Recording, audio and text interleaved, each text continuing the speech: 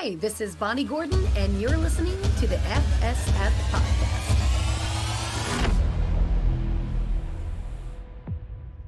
Hello and welcome to the FSF Podcast. I'm Tim, I'm your host, and today we are bringing you yet another show made by nerds for nerds. Now, our guest today is an up-and-coming voice actor and singer. Now, if you're not familiar with her yet, you need to be. She's going to be very popular very soon because she does a lot of really cool things. We're going to get into all of that, but you've more than likely heard her on Mega Man 11, Shield of Tomorrow, Street Fighter 5, and as the ship's computer in Star Trek Prodigy. You know, that really cool show out on Netflix right now? Heck yeah. Anyway, we are super excited and proud to welcome Bonnie Gordon to the FSF Podcast. Welcome to the show, Bonnie. Yay! Thank you so much. Thank Yeah. you. I'm glad to be here. Hello, everyone. Hello. Yeah, no, honestly, very excited. The more I looked into it after we talked with John Billingsley, and he was like, "You got to get Bonnie on the show." And I'm like, "Well, absolutely, we'd love to get Bonnie on the show." I love Billingsley. He's such a troublemaker. Right? It's hard, right? Yeah. In all the best ways possible. I always tell people that John is unhinged in the best way possible. Absolutely, absolutely. What a free thinking weirdo. I just love him so much. And his wife Bonnie. We share the same name. Of course, she's great. Yeah. Throughout the entirety of our interview, he was clarifying that she was Bonnie 1, you were Bonnie 2. Every time we were talking about you, he's like Bonnie number 2 helps me with the Hollywood Food Coalition, and you're doing this, and we're doing that, and he's wonderful. He's a great absolutely. Person. Now, so Bonnie, in addition to Star Trek and John Billingsley talking about you in all kinds of Bonnie 2 polite terms, the more research I've done about you, I've noticed that you have an absolute love for all things D&D. Oh, absolutely. I'm a well-rounded nerd. So, I got my hands on all kinds of pots, except for one in the kitchen. I'm not much of a cook. So that's okay. So what is it about D&D or similar tabletop games that attract you to that style of play? I mean, when it comes to things like Dungeons and Dragons and any type of tabletop role-playing game, it's just play. You're just playing pretend. I love, I was very lucky to be on Geek and Sundry back in the day. Right. And I was on their Star Trek TTRPG show, as well as a couple of other ones like Callisto 6, which was kind of like a cyberpunk superhero one. And what I love the most about playing these types of games is the character creation and coming up with a character that's, I wouldn't say not only just interesting, but I always love having something in my backstory that's a secret that is not revealed until way later in the gameplay. Like I'm talking months later, or I think Shield of Tomorrow's terms, I waited over a year before revealing my secrets of my character. So that's the kind of stuff that I love. What motivates this character? What makes them do the things that they do? Why are they choosing to do the things that they do? And then later when revealing my secrets, I love to see the player's face of just like, are you kidding me? Like everyone at the table around me. Usually the dungeon master knows a bit more, but I love that so much. But all it is really, yes, there's numbers, there's rules, there's things you have to do, but really all it is improv and, working together to find some kind of solution for a quest or a problem or a, battle. So I don't know. I think there's nothing quite like it. With video games, they're wonderful, but there's something really special about sitting across a table from someone and like having that, like just losing track of time in real time and just sitting around a table with friends laughing or just having that emotional connection in person, but still able to play. Yeah. No, I agree. Anyway. No, that's great. So for me, I only started playing any type of tabletop role-playing games within the last 2 years. So I had gone the majority of because growing up, none of my friends were interested in them and didn't want to play. And for sure. So, so they were too cool for that. But so with our podcast, we started doing a Star Wars version of Star Wars RPG. And I remember the first couple episodes that we did, I was just kind of like, so I roll a dice now? Yeah, no, not now. Okay, when I have these? When do I roll these? What are these for? And Yeah. I was so confused the first couple episodes of what I was doing and everything else. But now, like you mentioned, we get into it and we do about a 2-hour session every once a month for the show. And I find that at the end of that episode, I'm like, we're done already? Yeah, We you just got lose track started. of time. 3, 4 Yeah, hours pass and you're like, "Wait a minute." It's like being in a time warp, exactly. a time paradox. But yeah, I have had more fun with it than I ever thought was possible with that game, and I'm Mm. having such fun. We've actually talked about starting a Star Trek version as well, since Star Trek we, Adventures is fantastic. but Oh, we'll see. We're we just started one. I just started one on Monday, last Monday, a oh, new one nice. called the Excelsior. We're in an Excelsior class ship. Okay, It's the last. It's like the last hoorah of this class ship, and it's like basically an antique flying through space. But it's like the last voyage of this one ship that we're doing. I play very cool. The Andorian like chief of security tactical officer. So it's Oh, neat. exciting. All right. Hmm. Now, one of the other things I noticed though too, Bonnie, is that I often see you as a bard. Is that like your go-to class? Is that, or Oh, I love playing bards. is Well, just because if you're singing? yeah, I'm basically a bard in real life. So Well, yeah. I do try and play other types of classes, but playing a bard is just so fulfilling for me because I know I'm strong at coming up with strong songs and jingles and like musical quips quickly.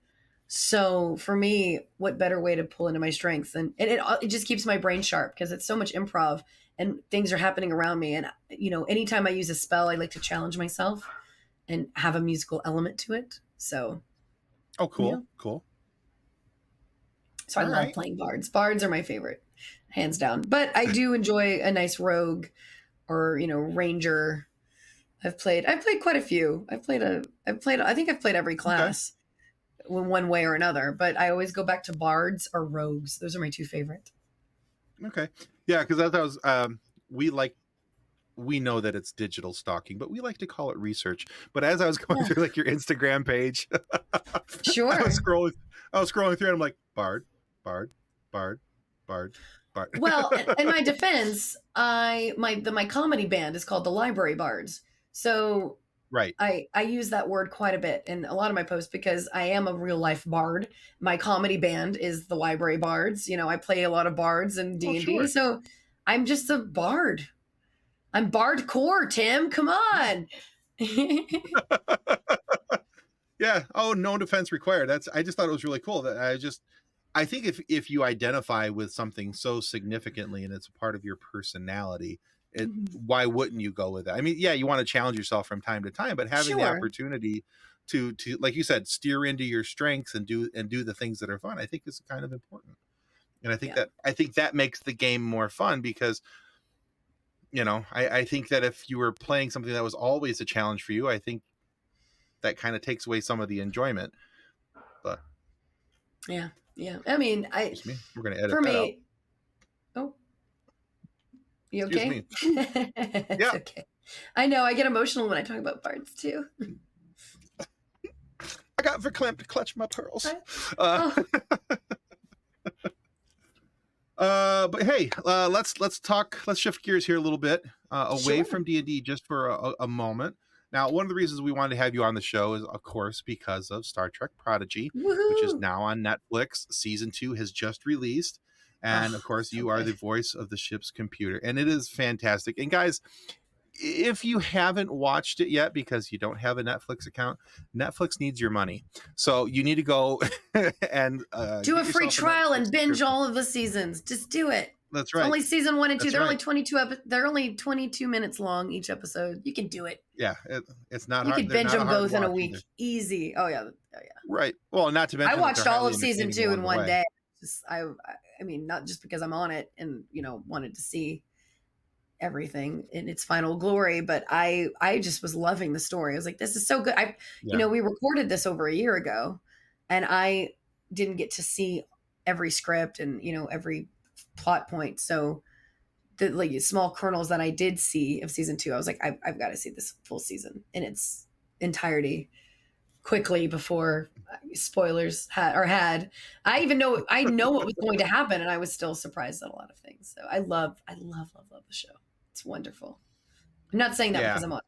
It's just that good. No, it is that good, And honestly. I play about 4 or 5 characters on it. You know, most people see me just as the computer, but I'm quite Oh, a few that's right. other Yeah. bridge officers, and I'm the pregnant Boolean woman in sick bay who gives birth, and Oh, I play a bunch of nice. little parts. Yeah, That's great. Okay. So yeah. what storylines are you most looking forward to seeing people's reaction to?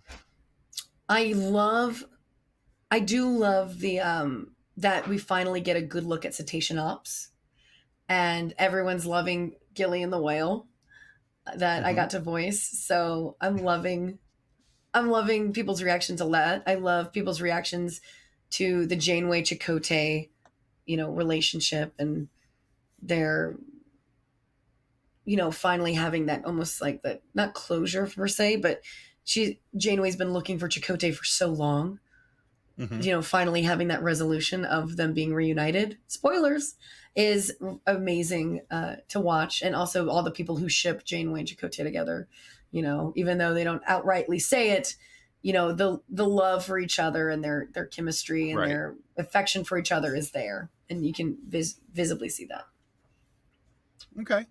I think Yeah. one of the big storylines for me too was the return of Wesley. Well, yeah. So I mean, I was trying not to say it because that's such a big, what? yeah. Spoiler, but at the same time, it's Spoiler. been out for a while. Yeah, Spoiler. spoiler alert. Put a big like red alert, spoiler alert. Wesley Crusher is back as a traveler, and it's amazing. He's basically Doctor Who in the Star Trek verse. Right? It's He's so cool. quirky and fun. I love what they've done with his character. I love what Will Wheaton has done, and what a way for him to kind of own that character again. There's so much. Yeah. I feel like there's so much negative memories he has attached to his journey in Star Trek and his time there, to where like he doesn't always look at it with positive reactions, and now to be able to bring Wesley Crusher back and kind of almost rebirth the character in a new way, and like have him be able to like kind of redeem his.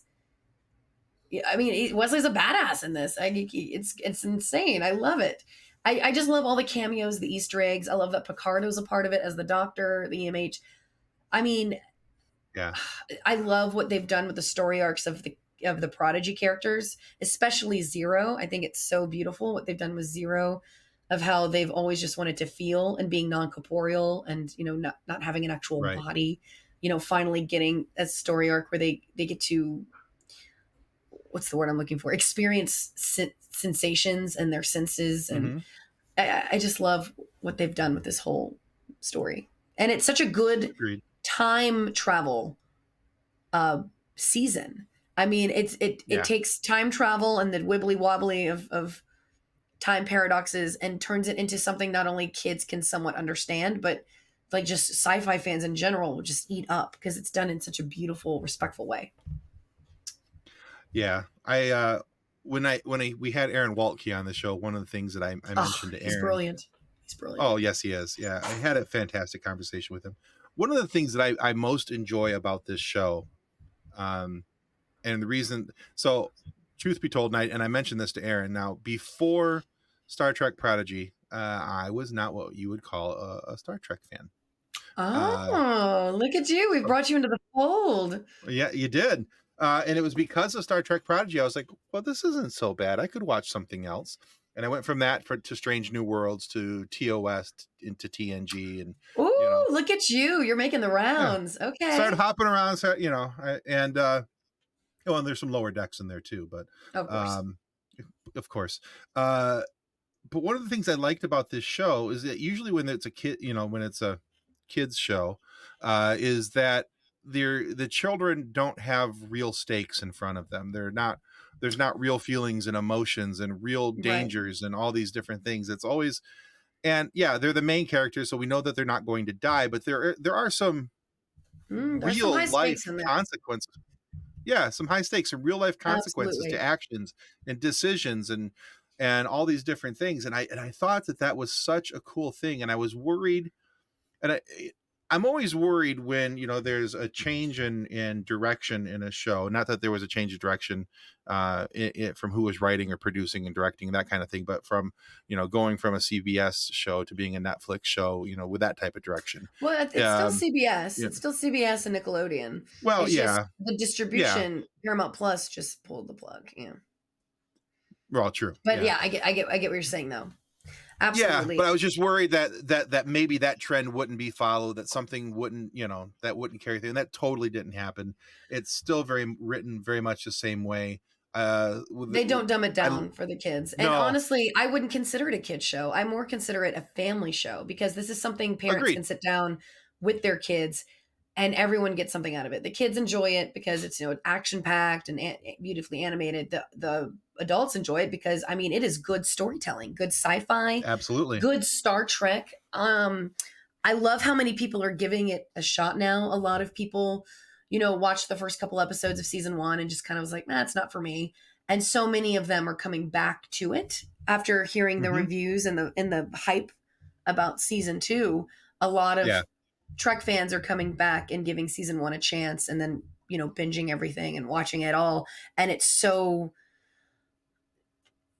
wonderful seeing so many people embrace it now and giving it a second chance. And it's such a great show too, because you don't have to know anything about Star Trek, especially in season 1, because the kids don't know anything about the Federation or Starfleet. You're learning That's it one with of the things them. I love. Exactly. Yeah. It's like a how to Trek. Yeah. Dummies. It's like, great, this is the replicator, this is the transporter, this is what the Federation stands for, this is this. You learn with them. And so it's such a great introduction to Star Trek, not just for kids and the next generation of Trekkies, but for people who love sci-fi but maybe never got into Trek. Like, you're a perfect example. Not really having much knowledge of Star Trek and then being introduced to it through Prodigy. Now you can go back and you can watch all of these shows knowing the lingo, knowing what the Federation stands for, knowing the different alien species that they encounter. You're already familiar with it. And it's a nice little like Star Trek 101, Yeah. So many more things made sense after I watched Prodigy, when I go back and watch other shows, because I had watched some of the shows previously, but I'm not going to pretend like I was completely tracking with everything that was happening on screen. And there are still times where I have a couple friends who are my Trek Sherpas. One of them, her name is Jessie. She runs a podcast called The Crusher Convo. And she's a big Beverly Crusher fan. Oh, who isn't? Yeah. Yeah, but she's a Bev head. And so I talk with her and I'll be like, all right, Jessie, what the heck does this mean? And she'll translate it into Tim terms, which usually means there's a crayon and a board somewhere. And she breaks it down for me. Amazing. But that's kind of what I felt like this show did for me. Yeah. It helped me be able to understand, follow the storyline, and go, oh, okay, so that's why this is going on, and that's why that's happening, and that's what that thing is. Okay. And it helps to make the rest of the shows more understandable and enjoyable. Because before I had tried like jumping into like DS9 a couple episodes and some Voyager before trying all this, and I was completely lost as to who these people were, what was going on, why, what are they doing, how they show. And I watched like 2 or 3 episodes. What's this? What's that? Yeah. A couple episodes and I was done. But I think this is. But now, give it another chance. You already know who. Now you know Janeway, and watching her, watching Voyager now, you understand like so much respect of where that character started from to where it is now, and the fact that she got to bring Janeway back. Janeway's my favorite captain. Obviously so, not just because of Prodigy, but because she was the first real female captain of Star Trek. Sure. And just absolutely, like, I felt like the writers didn't really know what to do with her per se, but Kate Mulgrew was such a great actress that she just would take what she was given and just turn it into, one of the best performances ever. Like and also her story is so different from all the other captains because she's in a part of space where there is no Federation. They're on their own trying to get back home. So she's had to deal with things that no Federation captain has ever had to deal with, which is being all alone with no Starfleet help while still still having the structure and rules of the Federation throughout, to keep everyone unified. Anyway, I'm just one of the rambling things now. no, that's fine. I like rambling. It's just that way I know it's not me rambling. But one of the things I actually have grown to really appreciate about her, I didn't realize that she was such a coffee hound. And Oh, yes. I'm a straight up coffee addict. So every time I see her with something, I'm like, and she's like, Drinking some right now. somebody sent me, somebody sent me a TikTok the other day of just Janeway ordering coffee in a bunch of different ways, and they're like, literally you. And I was like, I'm like, yeah, she might be my soul. She might be my spirit animal. Yeah, my favorite line she's ever given really is, when they're trying to, the replicators are low on, their energy source or whatnot, and there's a nebula that they find that might be able to refuel their replicator banks, I guess you could say.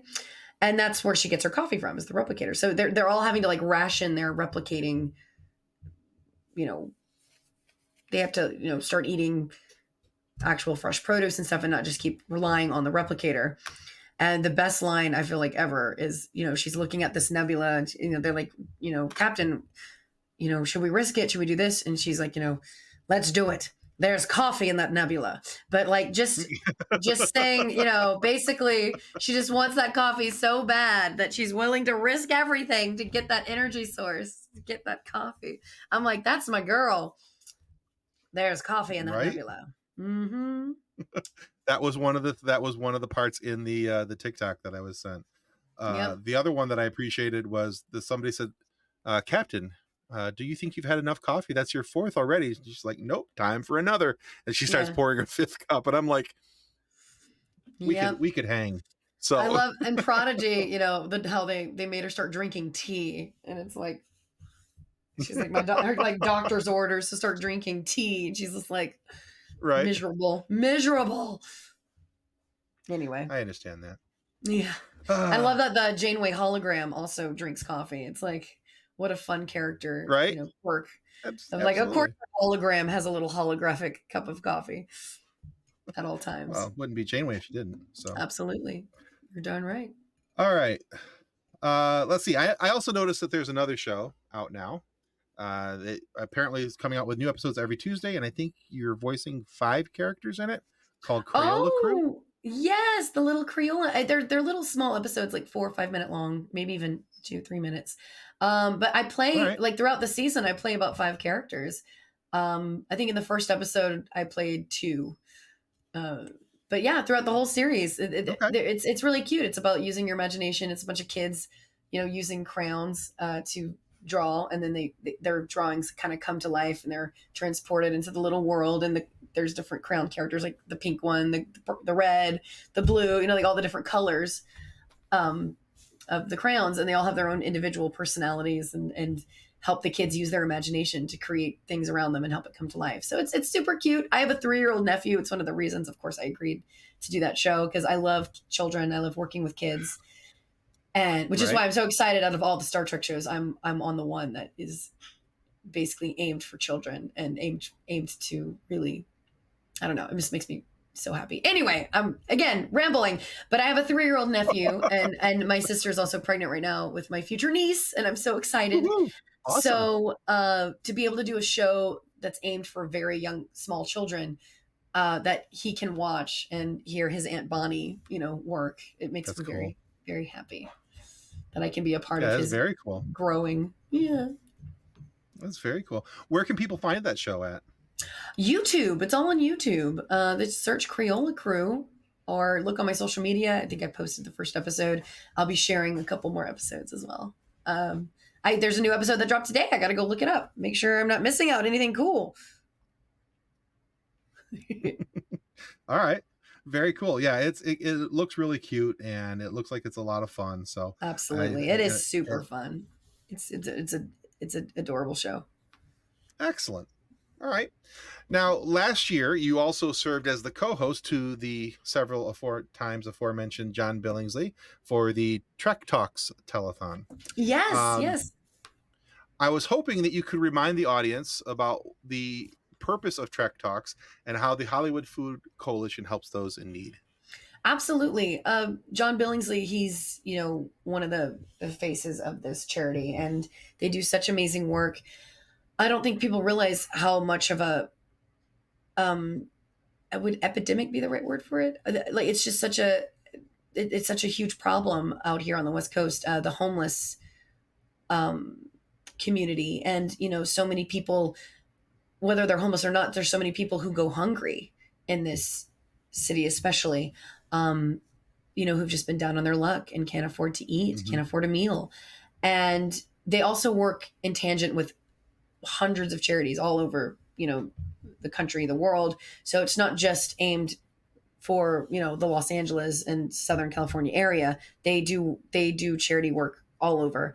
But it's really, working with grocery stores and working with restaurants and different other places that have all this food that just gets kind of thrown away and not used. That I think is how it started. Again, I could be giving you all the wrong information. This is more of a John thing to ask, but with the Hollywood Food Coalition, because he's such a big part of it, he's really grabbed the Trek community to help. And we do Trek Talks every year. It's a charity telethon, and we also do look into Trek-A-Vision. It's a new, not new actually. It's been going on for a while. But Trek-A-Vision, it's a podcast. It's a movement, basically highlighting the people and the charities and the communities that are doing the work in bringing Roddenberry's vision to life. Okay. Of doing different charity work and doing good for the community and doing and being the frontliners for different things like, women in STEM and teaching kids about science and what it's like to create a future that could possibly be the Federation. So really, there's so many different Star Trek actors that are associated with different charities or have their own charities. Chase Masterson's a perfect example. Todd Stashwick, all of these actors who do so much good for their communities. Arwen is another example. Quite opposite of his character Quark, but he and his wife also do a lot of charity work for different organizations. Yes, and I love that the Star Trek actors and the Star Trek community and the fans and the, just everyone involved really push, really believe in that type of future. And John Billingsley with the Hollywood Food Coalition is just one example. But I loved being a part of Trek Talks. I've been the co-host for it now for 3 years. And for 3 years. Okay, cool. I think maybe 2 years. I don't know. Who knows? 2 going on 3. Math is hard. But, being a part of it. Trust me, I get it. Yeah, being a part of it and, being able to use my platform and my voice literally and figuratively for good is such a fulfilling feeling. And knowing that the Trek community really comes together and believes in this type of charity and this type of work is just a testimony for what Star Trek could be for our actual future and what, the Trek community is powerful, and they're honestly the best type of fans in my opinion. No offense to other fandoms out there, but I think the Trekkies, can we come together? I will say that is for sure. Now, last year was my first year with any level of involvement around anywhere near Trek Talks. Okay. We had John on right before. Oh, great. Trek Talks, and we were able to talk about the Hollywood Food Coalition with him and everything else. And that was kind of our introduction. And we got, and John was so willing to come on our show because it was our second year of helping Armin and Kitty do the Purple Stride for pancreatic cancer. But last year was my first year kind of sitting in and watching everything that happened with Trek Talks and the panels, by the way, that you guys have on the day, throughout the day. If you're a hardcore Trek fan, even a round the edges Trek fan like I was, it's a great time hearing people talk about their characters, about the shows, about all these different things, and the interactions, of course, between the Star Trek actors themselves. I thought was fantastic because as John has said, And Armin has said that it's not just, they're not just friends anymore, they're all family. And Exactly. you can It really is a you can family. really see that on the stage. Yeah, you can really see that on the stage between everybody and how they interact. So but cool. What's been so great too is how welcoming they've all been to me into the Star Trek family. When you put things into Mm-hmm. perspective, I'm mostly like the bottom of the totem pole of Trek, and the fact that everyone's been so welcoming to me, and I've been doing a lot of hosting and emceeing at the conventions, as well as moderating panels and doing music acts, and honestly, the Star Trek community and the Right. Star Trek actors, it is a family, and they've welcomed me so graciously. That's Yeah, very cool. yeah. Yeah. Graciously, you nailed it. You got it. All right, so that's actually a great segue into my next question. And this Sure. is a question I love to ask of anybody that has something to do in one of the what I call the 5 IPs. So Star Wars, Star Trek, Marvel, DC, Lord of the Rings. Perfect. I love all of But what does it mean? those. What exactly, right? They're the big 5. But what does it mean for you personally to be able to put your stamp on something in the Star Trek universe? There's not really any words. As much as I ramble and talk, believe it or not, there's not real. I feel like there's not even enough words to describe the immense joy I feel to be a part of this fandom, and not just a part of the Star Trek fandom, but to be a part of Prodigy in particular, the show that, Mm-hmm. again, we've talked about this, that introduces kids to Star Trek. To be a part of a show that's going to be the front runner of, like that is like the first, when people think of Star Trek, like what got you into Star Trek, the fact that a lot of them now will be able to say Star Trek Prodigy, the show that I'm on, is such a cool thing to think of. Right. And Yeah. and I was part of the Star Trek experience in Las Vegas. And, being a part of that, it was like, just it was just a job for me at the time. But that's what got me into Star Trek. And to go from there to this is insane, it's wild to think that from where I started as a little 21 year old, on the bridge going like, Commander Riker, we have to get them to the shuttle bay, like, to where now I'm actually in Star Trek, and, having sitting at the same dinner table with Jonathan Frakes going like, what is my life right now? It's so surreal. And I wish I could go back to my younger self and be like, hang in there. Things are going to turn out pretty cool for you. Yeah. Right. But Very cool. it's joyous, honestly. And to be able to meet the fans, to be able to go to the conventions and be a part of them. And, whether my part be big or small, to know that something I'm a part of is making a difference in someone's life is really special. And the fact that I'm able to, create more music and do things, and the Trek community is behind me on it and wants to be a part of it as I go. I just love it. Yeah. Yeah, that is very cool. That is Yeah. very cool. All right, Bonnie, I have one final question for you. Okay, We like I'm to call ready. it our Ooh. yeah. It's a silly question. Oh, okay. So you can answer this as silly or as serious as you'd like. But we started asking this because my co-host Kathleen has a 5-year-old daughter, and people were asking her daughter this question, but not her. And so Oh, Kathleen okay. was like, come on, you can ask me this too. So the question is, Bonnie Gordon, Yeah. what's your favorite dinosaur? Oh, that is a great question. Oh man. Oh man. I'm going through all my favorite like dinosaur movies and dinosaur things. I mean, I feel like I always thought Triceratops were cool because they were badass, but also vegetarians. They're kind of like the rhinos of the Mm-hmm. or the hippos. They're like big badasses, but they can still Yes, survive absolutely. a fight.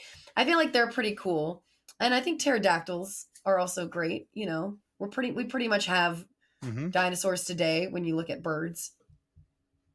And Right. so I feel like I always also loved, I was such a fan of the Land Before Time, those cartoons.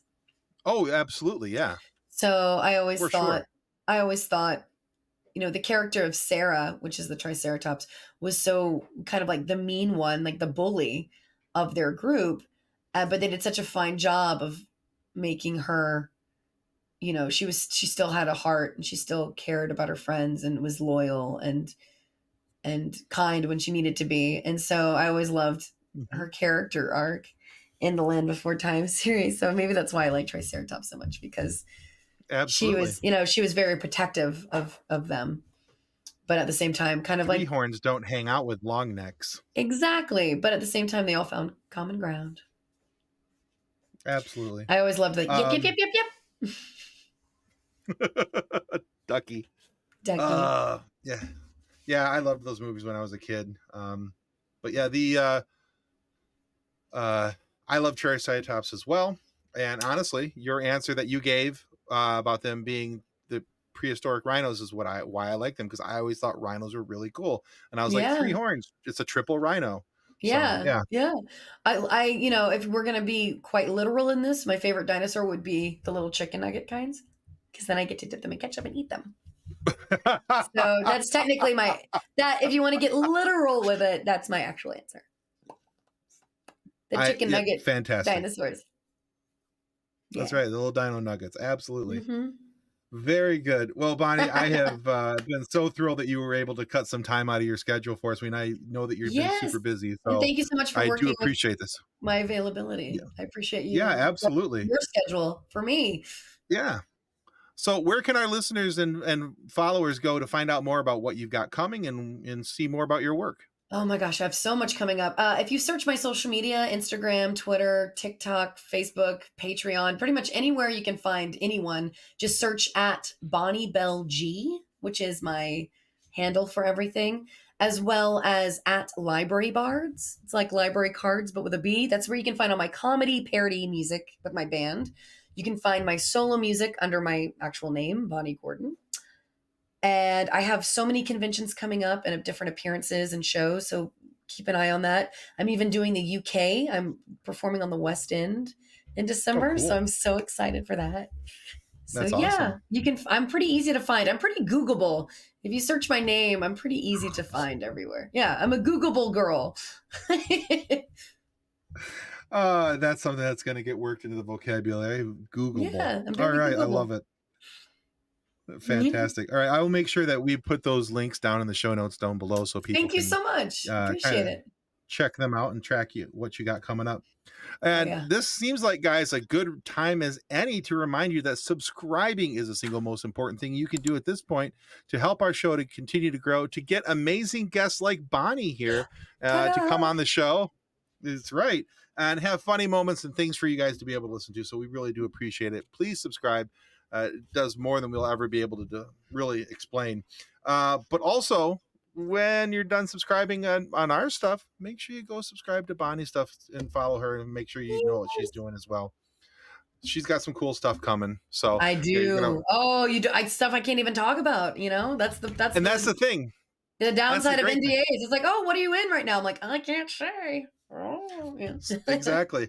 I always tell people at the end of all these interviews that they have some amazing stuff coming up, because I know that everybody's got NDAs and I know it's all going to be amazing, and I'm looking forward to it just as much as you guys are looking forward to releasing it. So one thing I can announce though, is there's a new sci-fi series that we're supposed to be shooting the pilot soon called Manhattan Transfer. It's a sci-fi series that stars a lot of sci-fi actors. Casper Van Dien from Starship Troopers. Oh, nice. And then Tim Russ, Doug Jones, John Billingsley, Dominic Keaton, and me. I'm also in it. So check it out. You can go to manhattantransfer.tv to find out more info. It's pretty cool. Fantastic. All right. Very cool. We'll put a link to that as well in the show notes. Yeah, perfect. Wonderful. All right, guys. That's going to wrap us up for the FSF Podcast. Come back next week. Goodbye. Live long and prosper. Copyright 2024 FSF Podcast. Reference to any specific product or entity mentioned on this podcast does not constitute an endorsement or recommendation by FSF Podcast. The views expressed by guests are their own, and their appearance on the program does not imply an endorsement of them or any entity they represent. If you have any questions about this disclaimer, please contact us via email at info@fsfpopcast.com.